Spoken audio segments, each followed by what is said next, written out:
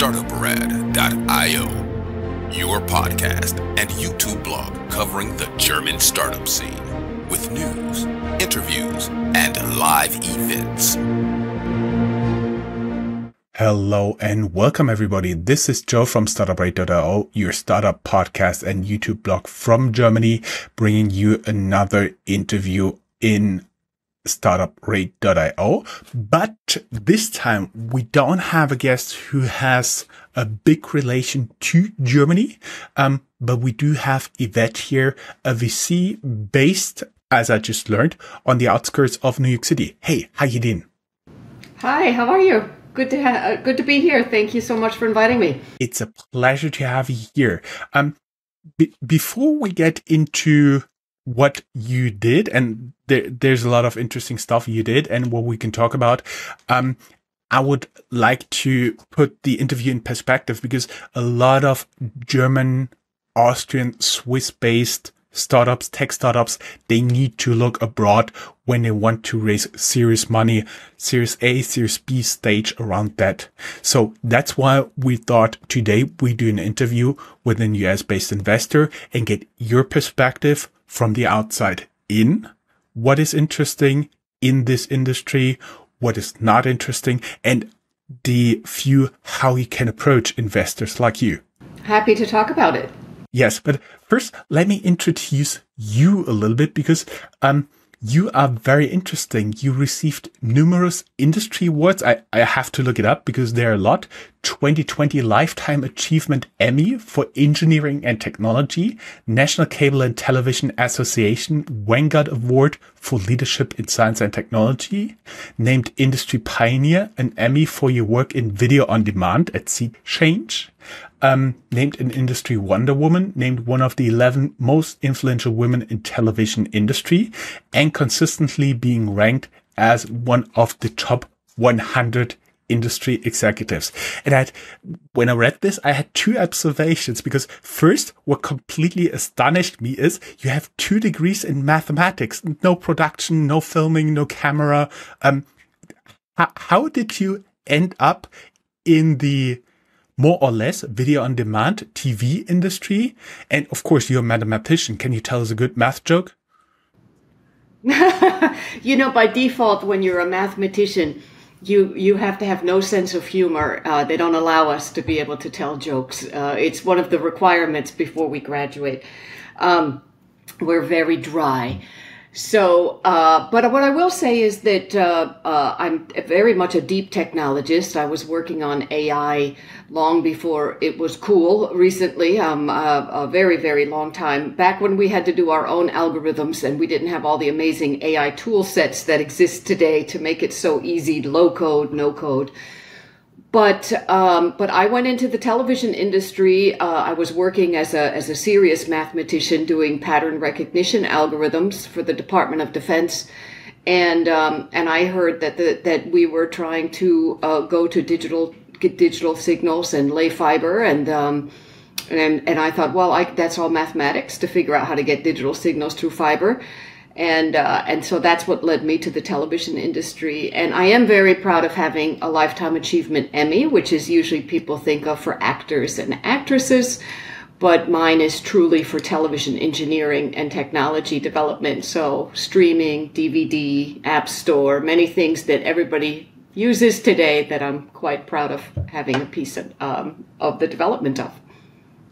Just out of curiosity, you have an Emmy. How high would you rate your acting skills? I don't have any of those. Yes, I guarantee that my acting skills had nothing to do with my Emmy. Yes, but I'm very proud of the Academy, because the Academy is of Television Arts and Sciences, and we typically watch the arts part on the award shows, but the sciences is very important for signal, for compression, for delivery, for creating streaming, for cameras. All of that plays a role in the on the sciences side, and it's the same Emmy. So quite proud of that. Yes, when I read all of that, I was expecting to see a lot of TV outlets in your CV, like NBC, ABC. Okay, I have to admit, I found Time Warner and PBS, but I was quite surprised that you started your career as a senior radar engineer for radar systems at Lockheed Martin. You also have been a senior VP, senior vice president at Cisco, and you have been a president at Nasdaq-listed SeaChange, a supplier of video delivery systems. Would you say you're a tech geek? Yes, no doubt. I'm definitely a geek. Yeah, that's for sure. But I start. I think that when you rise up to a president level from pretty serious technology, and it ties in with investments and being a VC as well. It's always good to really understand the technology, and it's really good to be able to dive in deep with the technical teams. And of course, if you're too technical and you don't understand the business and the finances and those trade-offs, that's not good either. So I just learned the latter later in life, how to run a business, product management, all of the other aspects of running a company. I see. So I assume you run your complete home on a Raspberry Pi. Yeah, or alternatives, right? You have to have you have to have your fault tolerance built in. I see. So now that we have kind of set the frame, who you are, what you did, pretty impressed. Actually, you're the first Emmy Award winner ever on my show. I do have a lot of other winners of prestigious award, but Emmy, that's the first one. I'm still short of an Oscar winner, so maybe we can talk about this later. Yes, there's always tomorrow. You have and maybe a Grammy. You should just really diversify. Yes. Oh yeah, yes, exactly.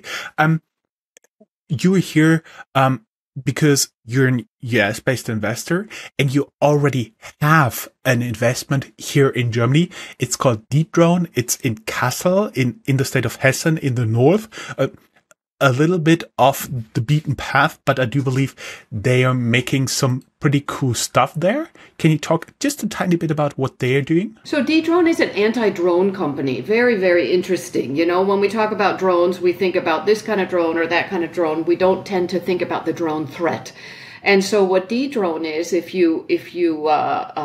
they monitor. So take an airport, for example. You remember that there have been several incidences where drones have interrupted air traffic.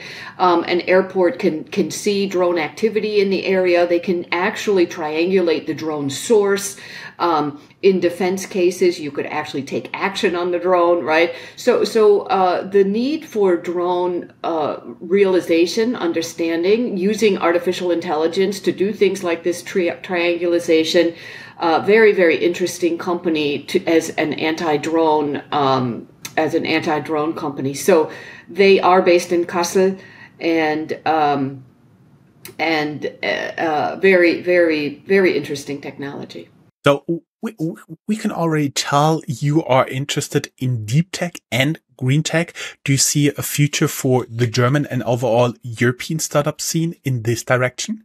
Well, I do. I think that especially in Germany, you have government subsidies and help for startups in the green side. There's a big energy push that's very, very strong in Europe. And so I think that's a real opportunity. I think that there's a lot of focus on that, both from the government and the startup side. So clean energy, I think manufacturing optimization, there's certain things that I really think are strong where you're at, Joe. And I think that in general in the world it will continue to be more and more important. And maybe a mix too. Let's be honest, right? Maybe it's also optimizing or automating or making more efficient and green energy. I think that mix is also valuable. I see. We're here to talk about the startups, hear from your outside perspective as well as the outside in perspective, meaning the outside perspective, what you see of the German-speaking startup scene, and also how startups from here can approach you. What are some interesting trends you see, you kind of have an eye on if we talk about Germany or the broader area here in terms of startups? We already talked about drone defense. Anything else? Maybe video compression, video on demand startups? Well, I think that video on demand, when I was on the team creating that, think about it. We had nothing. It wasn't. Now streaming, everybody opens their phone and their laptop and starts streaming every time they do. I'm very proud. But at the time, you have to invent things before you know you need them. I remember very distinctly people telling me, Yvette, you're silly. People don't want to watch video when they want to watch it. People are fine waiting till 8 p.m. on Tuesday night to watch that show. And you have to believe, and you have to push for a change. So, and I'll talk about it in a minute, Joe, because it does matter. Creating a better compression to get just a tiny bit better signal is very less disruptive than changing an industry and changing the way that we watch content, right? So that disruption becomes more important. Today, people are looking for something big disruptive as opposed to moving an inch to a better product that was disrupted yesterday. So the example you brought up is a good example, but we could come up with thousands, right? Which is, are you really disrupting a market? And you asked me about Germany. So I think that, things I think about with Germany, love Germany, by the way. Fun fact, I was raised in Germany. And clean energy, I think, that you already brought up, I think very strong in manufacturing. Matter of fact, Germany, the country, very strong in manufacturing and on the industrial side. I think of Germany strong in fintech. There have been a lot of fintech focus and successes. And I think health also. I mean, as a United States based just person, I would say BioNTech, right? Everybody knows what happened there some years ago. So it's on the radar of people in general. But I wouldn't say that your Silicon Alley is yet as known as the Silicon Valley, right? So. So that at a high level in terms of, what, the other thing I think of, consumer goods. You do a lot on the consumer delivery and optimization, and even healthcare delivery. You've had some successes there too. Mm-hmm. Yes. Interesting perspective. You said, but Joe, you have to tell me. You can't ask me the perspective without commenting. Do you disagree? If you disagree with me, I'd love to know. No, I actually would completely agree. BioNTech actually is not too far away here in the city of Mainz, and they're using the tax proceeds to really build a biotech hub. And we already had two of the companies there already established in the interview. One of them is already listed on NASDAQ, and the other one is very early stage. A very smart lady. She's a professor at the University of Mainz, and she is working on a technology to make it easier to transplant organs, to transplant stem cells. In order to therapy leukemia, for example, but she's still waiting for her first patient at the stage of the interview. But there's a lot of activity going on, and I do believe that is something that doesn't always grab the headline attention, but it's something we do, except for appearing on Startup Radio. How would a startup get your attention? Well, you just answered. It's you, Joe. But I think it's a really good question because I think creating that interconnection is magical, and it's the right question to ask, because startups want to know who do I go pitch, right? I have my pitch deck. How can I get in front of more people? And to your question of, looking at the US VC market, how can I especially get into US VCs, right? And And VCs are bombarded with everybody, right? You're always getting an email with somebody's pitch deck or a one pager, right? And it's just impossible to keep up with all the people that email me and say, read this, read this, read this.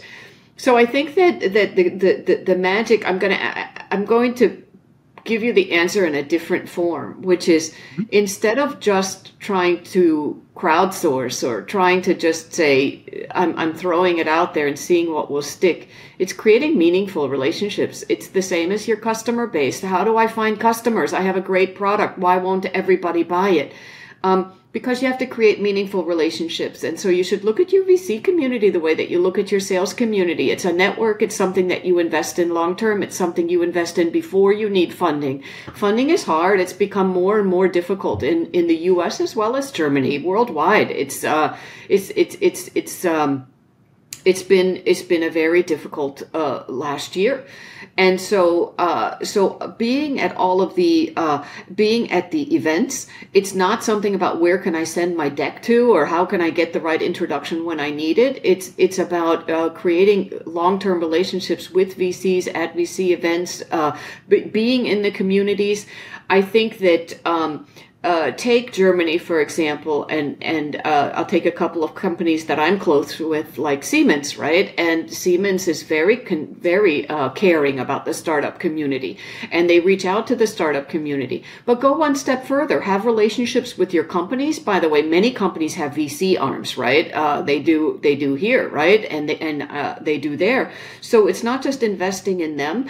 It's networking beyond them with several companies and then extending that into the U.S. market, into the VCs in the U.S. Most people just look at it at a very tactical way. You have to look at this strategic and you have to grow that network. It takes time, effort, and it's worth it. Kind of the bottom line that I see, it's easier to get a first meeting in person at an event with you or one of your colleagues, than just, sending out like a gazillion of emails, because personal experience, there is not a lot of people who would reply to those emails. I think that I agree. Everything you said is exactly my point, but why do so many send the emails and go that route? I get so many a day, and Joe, you have to know what I'm talking about. I'm sure you see the same, right? It is the easiest way. I do something once, I put it into mail bombardment. But many of these VC events, and again, go start with the German one, right? Because the German ones can expand. People know people. You have one person there, you'll get invited to one in the US. And I think that if you start that cycle and you understand how to network, many of these include speed dating, is what we call it in the US, right? Where you get 15 minutes with the startup and you actually take the time to say, I'm doing 15 minutes, 15 minutes, 15 minutes, 15 minutes. Practice a really tight pitch that's 15 minutes and see if you get that follow-up. And those kind of events are magical and much, much better. And even if you don't get invited to one of the 15-minute sessions, be there at the dinners, be there for the discussions. Again, it's a long-term investment, and everybody knows everybody. It's a small community, so that networking is very worthwhile. First, a little geeky detail here. I know speed dating works not only for online dating. Actually, I do have a friend who's a very geeky computer scientist. We gave him a birthday present to go for speed dating. Somebody had to watch him. That was me, and I actually met my wife there. Oh my goodness.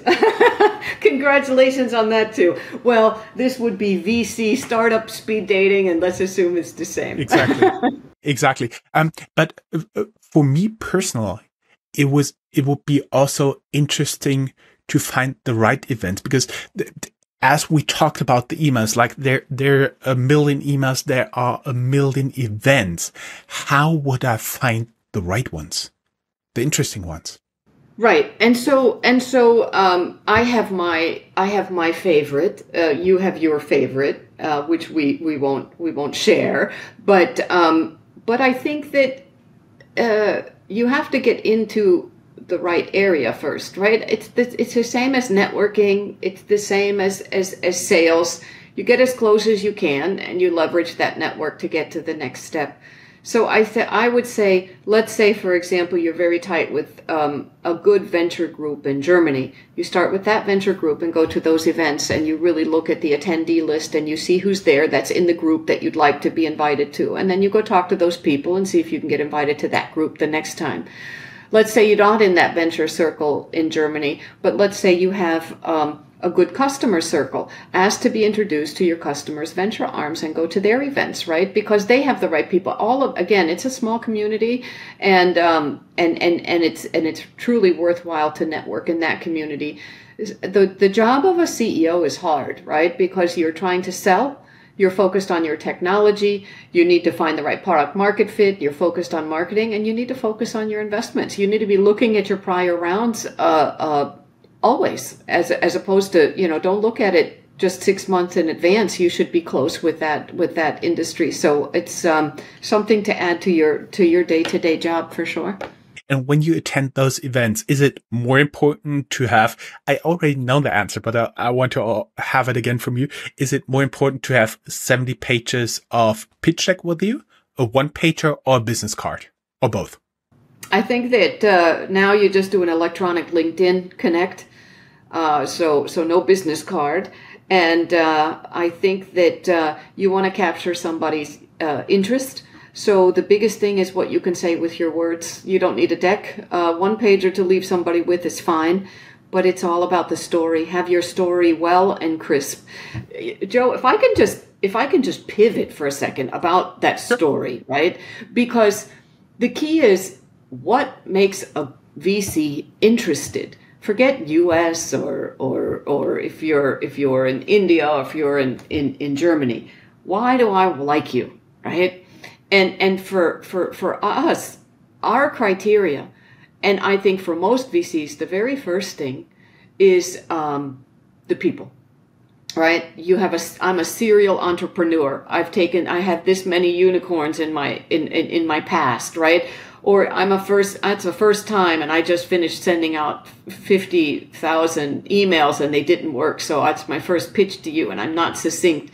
Right? All of those things matter. So you really need to get your story about the people right as to why I should trust you and your team. I have the best team. I have a proven team. My team has lots of experience and I believe in you. That's the first criteria. If you show up with a bad pitch or you show up with 75 pages to your question, Joe, it's an uphill battle, right? You're probably not going to get very far. And you're saying, I finally was invited to the party and I failed, right? So do your homework for the party. Call Joe. Joe will help you. He knows what to do at the party. But I think the second part is that you have to be in a market transition, right? The market transition is very important to us.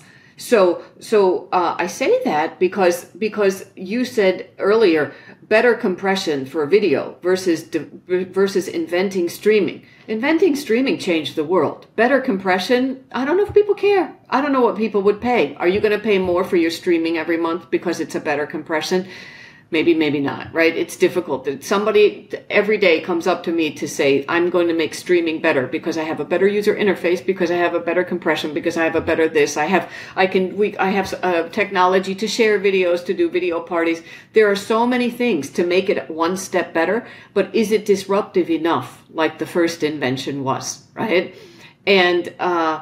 And so that disruption is really, really important. You have to have something different. You have to differentiate yourself from everybody else. And then we go way deep. We will go to the customer base. We'll talk to our friendly customers because we have a huge connection. I work with John Chambers, who's a legend in Silicon Valley.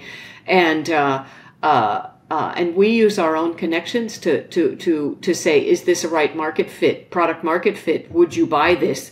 Even though you don't even know the startup yet. So all of those things matter, and you have to have all of the things that you're trying to accomplish in your pitch deck, in your mind, and say, I have to have an elevator pitch. I'm on the elevator between floor 1 and say floor 5, not floor 25, 5 floors.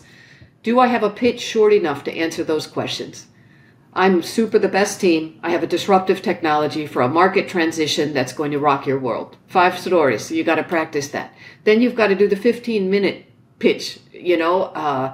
for that type of speed dating environment, right? Where you're doing VC after VC after VC, and then have your longer deck. But if you always have the 80 pages, you won't, you'll be lucky to get far. It's an uphill battle. But does that make sense, Joe? I mean, that criteria has become stricter and tougher. It totally makes sense. And actually, that is something that has gotten easier over the years because many people, it's very easy to come up with an 80 slide presentation. It's much harder to come up with an 8-slide presentation. But when I was talking about this, it's gotten easier. There are a lot of tools out there to help you first do a very impressive presentation. I know that matters a little bit. And secondly, also tools like ChatGPT who help you just to summarize 80 slides into 8 slides. They can help you with that. Because if you're an entrepreneur by yourself, it's very, very, very hard to really cut down all the things you thought about, all the details you want to include that highlights what makes you different. But actually, a really good trick that somebody told me, one of my former bosses, was try to explain it to your grandma. Yeah. As a mathematician, Joe. Yeah, she doesn't get the details here and there and this, and she doesn't even know Disney Plus. But if you can explain it to your grandma, that she'll understand, you're set. That is good advice, Joe. That is very good advice. When I started, I started on the super techie, geeky side, and when people told me I need to bring it to one page, I would just change the font size. I've learned much since then, So the grandma is a good idea, and I think, Joe, the other thing that's really changed is the financial criteria has gotten much more stringent. So it used to be that I would believe in you, Joe, and you're pitching to me, and I've been through 2 startups with you in the past, and I think now it's a show me instead of believe me stage. It's gotten worse over the last 24 months. You have to show me your growth. You have to show me your growth in much more stringent time periods. You have to show me a much more aggressive growth. People would like to see I think that VCs in general are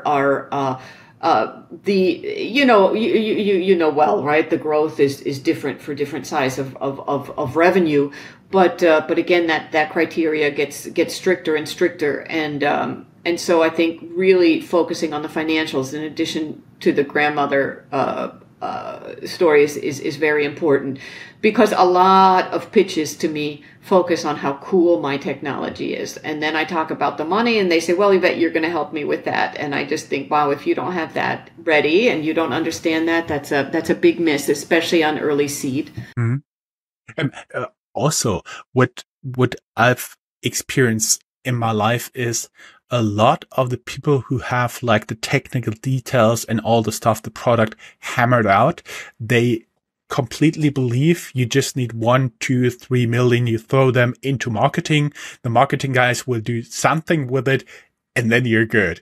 That doesn't work anymore, right? That is so right. You are so right. And which is why I say, think about all the answers before you do your presentation and make sure that you can give all those answers in the various sizes, extra small, like an elevator pitch, to small, like 15 minutes, to medium and large and extra large. And it's amazing how most of them will be smaller, medium pitches. And you have to capture a VC's interest in that short period of time, because your only goal is the follow-up. Your goal is not to let them understand the detail of slide number 157. It's really just to get the follow-up meeting. Actually, I do believe if you can make a VC sit into slide 157, he or she is already very interested.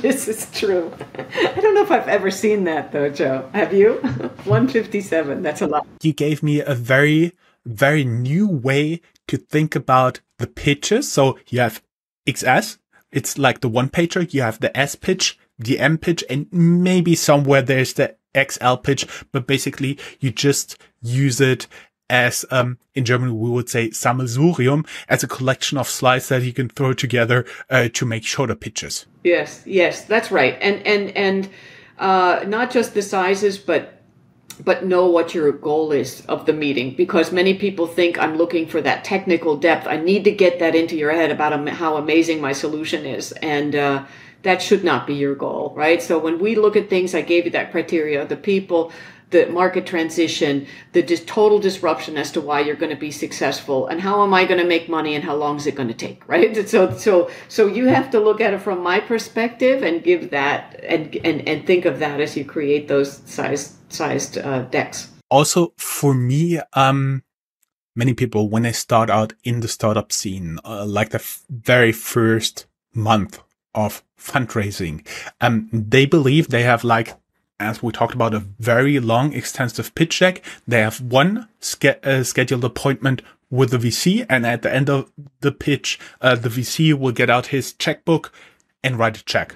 That's not working anymore. How would you say you should be prepared? Because for me personally, I would approach it, get to know them in person, like attend the right events. Then you go and do like an online presentation, like the S or the M pitch deck, as we talked about. And then maybe you should also get to know the people in person, visit them again, Silicon Valley, New York, Chicago, wherever they are. I do believe that would make a lot of difference if you visit the VCs again, and then at one point they'll get out the checkbook, but it will be a long process. Yes, as a matter of fact, I don't. I mean, we're a very close community, and in the VC world, so we all talk to each other quite often. But that is that's not the way we do it at all, right? So we have 100 to 1 rejections of ones that we even show interest in. So you have to come in looking at a very high failure rate probability. And I think that what you do is in the first meeting, you want a second meeting. In the second meeting, you'd like to have a meeting with a larger team, right? And in the third meeting, you'd like to have a second meeting with the larger team. In the next meeting, you'd like to have somebody that falls in love with this technology, product, market disruption, whatever it is that's super exciting about your particular pitch. It's going to take many meetings. And it almost always involves a larger team. And like I said, from our standpoint, we then want to talk to customers, and then we talk to our own customers that we know are our friends and family, and we'll say, let me introduce you to somebody that we're thinking of investing in, and tell me what's your honest thought about their sales pitch, not the investment pitch. So there's a lot of steps there, Joe. It is not an easy journey. And again, the financial criteria has gotten much stricter. You can't just do yesterday's thing better. I mean, I'm not saying you can't. Of course, any startup can do anything, but we really look for true disruptions in a market transition. It's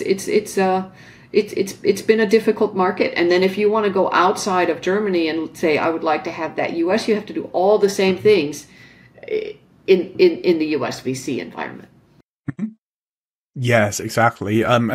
Plus you have to show why they should invest, because as you were saying, there's certain economics to VC fund. That means you can't just make 2-3 times profit on your investment. Then the economics don't work, because a lot of failures are always included in a VC fund. That means the successful startups, they have to make up for all the other failures. So you're looking really for the big moonshot there. Yes, you are. Always. Well said, Joe. That's exactly the way it works. You are spot on. The only other thing I'd add to this whole discussion of Germany that you just brought up is that, and not specific to Germany, but specific to the US, one of the big disruptions right now in the VC market is, of course, the economy. And a second one that's worth mentioning is, of course, all of the regulatory changes, geopolitics, and things that are happening. And so maybe an important thing to add to the whole discussion we just had in terms of pitching is also those two things, right? Because the VC community sees things as a slower payout right now and as a high risk with regard to regulatory changes. And in another country, you're dependent on the regulatory changes in that country and what's happening.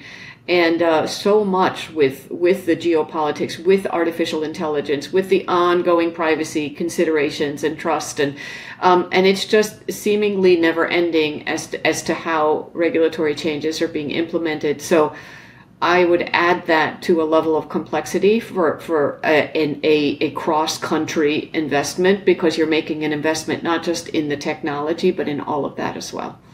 Never ever forget the taxes. Yes, yes, and you know, if you have something that's you want me to invest in something that's strong in country, that's you know, in country that's a different country from where you're investing in, then you know, is that something we're all familiar with? Is that regulatory risk going to potentially impact your success? And so much on privacy, even if you're doing grocery delivery, right? You know, what do you do with the data? How do you address the data? Where is it stored? Can you store it in the cloud? You know, how are you addressing all of the privacy factors when you go cross a country line? Are we technically savvy enough to address that? All of those are more difficult when you're investing in another country to understand what those regulations are and how you cross those bridges. So there's definitely another level of complexity. And I would think about, we talked about Dedrone based in Kassel. You know, their headquarters was in San Francisco, and our headquarters is in San Francisco. So, or in Palo Alto, I should say, Silicon Valley. And, so think about, are you going to have a presence in the U.S. if you're seeking U.S. Investments? Are you planning to expand? Do you have U.S. customers? You have 2 U.S. customers. One thing that we do, Joe, is we actually help with customer expansion. So we have a very, very, very large customer base that we're close with, and where we know their executive teams, and we set up JC2 days. And on JC2 days, we might invite between 5 and 10 startups to do this speed presentation to a customer, with the goal to see which one the customer would like to follow up with. And so we actually help with sales, introductions, so much. But if you're only in country, then that so much of that would not be applicable, right? So how good of a fit are you with the culture of the VC and how they run? Because we take such an active role, and we help with introductions. If you're only in country in Germany, then that would be very limiting. I see. To get towards the end, because we're talking for over 35 minutes for now, that will be on the little bit longer side, but I do believe there's a lot of entertaining and also interesting content in here. There are benchmarks out there in terms of Series A sizes, valuations, and so on and so forth. If you Google a lot, benchmarks, how much investment do Series A stage startups get? At what valuation? The same for Series B valuation, investment size. Would you expect the founders to know that and not be completely off the charts? I think that founders would behoove themselves to look up some of the art. There are some great articles out there on what your multiples expectations are, what the ranges are for it, what is the right growth expectation on various aspects of growth, right? For various sizes of revenue. I think that all of that is something that I would recommend you familiarize yourself with, because that's what you'll be compared to, for sure. So if they don't know, I mean, Joe, you tell me if they know or not, but they should. Yeah, they should. And as you said, it's just your homework you need to do. Getting finally to you guys, what kind of startups are you looking for, and how could startups pitch? We already noticed you get way too many emails. But I've seen you have security and trust, engagement, NG infrastructure, and sustainability as broad investment topics on your website. Could you elaborate a little bit what you guys are doing and how startups can make the first contact there? Joe, so I would say that we're highly biased towards AI, have been for many, many years. Since the beginning, we've been very biased towards AI in transformations as an underlying technology. The areas that you just mentioned, I would say security. There's so much happening in security, and with the change of quantum computing and new technologies that really affect cyber risk quantification and things that address some of the SEC regulations that are happening here. Lots of interesting things on the cyber side. And that has to continue to change because with AI, we now have AI-driven cyber attacks. So that is going to continue to be top of mind for a very long time. So that's one area. The next I would say is AI for customer experience. I think the whole customer experience needs a complete transformation. I think AI is going to drive calls to a call center. Bots are going to become better. They're going to be more speakable as opposed to the IVRs that exist today. Lots of transformation happening in that, which is of big interest. And then I think that you can't get rid of our roots of infrastructure, probably continue to stay in there, and things like network as a service. I'll stop there, Joe, but there's a couple of ideas. Great. And everybody who'd like to learn more, you can go down here in the show notes. There will be, of course, a link to your LinkedIn profile and to JC2 Investments. Thank you very much. It was a pleasure having you here. Likewise. Thanks for having me, Joe. Totally my pleasure. Have a good day. Bye-bye. Bye.